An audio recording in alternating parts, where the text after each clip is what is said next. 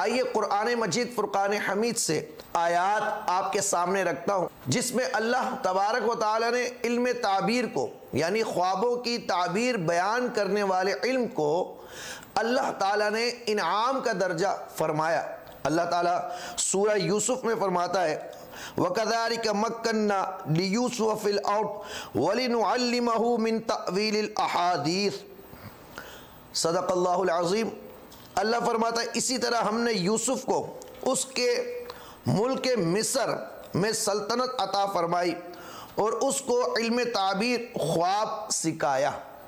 یعنی اللہ تبارک و تعالی خود فرما رہا ہے وَلِنُعَلِّمَهُ مِن تَأْوِيلِ الْأَحَادِيثِ، اور ہم نے سکھایا کس کو؟ یوسف علیہ السلام کو علم تعبیر۔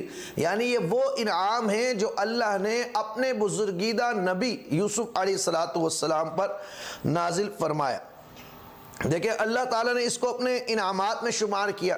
جب اللہ رب العالمین نے خالق کائنات جل مجدہ نے اپنے انعامات میں شمار کیا تو گویا اس علم کا حاصل کرنا بھی باعث خیر و برکت اور نزول رحمت ہے۔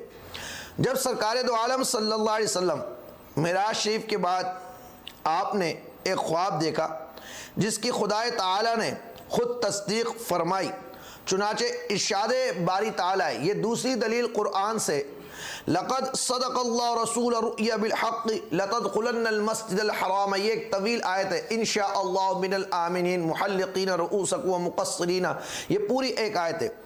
حق تعالیٰ نے اپنے رسول مکرم صلی اللہ علیہ وسلم کا خواب سچ کر دکھایا جب خدا تعالیٰ نے سید الکونین خاتم النبیین حضرت محمد مصطفیٰ احمد مجتبیٰ صلی اللہ علیہ وسلم کے خواب کی تصدیق فرمائی تو ثابت ہوا کہ خواب ایک نہایت پر اسرار چیز ہے، یعنی یہ ایک راز والی چیز ہے نا۔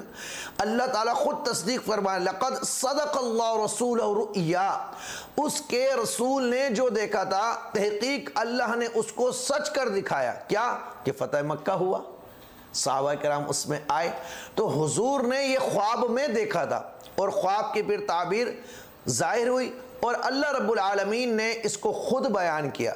تو اس سے یہ پتہ چلا کہ اس علم کی برکت اور شان ایسی ہے کہ اس کو انعام اور اس کی تصدیق میرا رب العالمین خود فرماتا ہے۔ جب یہ بھی بات ثابت ہو گئی کہ یہ ایک پر اسرار نعمت ہے تو ساتھ ہی اس سے یہ بات بھی لازمی طور پر ثابت ہو گئی کہ خواب کی تعبیر کا علم بھی ایک نہایت اعلیٰ اور افضل علم ہے، اور اس کو سیکھنا اور اس کو پڑھنا اور اس کو جاننا، اس کے اصول و قواعد و ضوابط کو سمجھنا، یہ ایک نہایت خیر و برکت کا علم ہے۔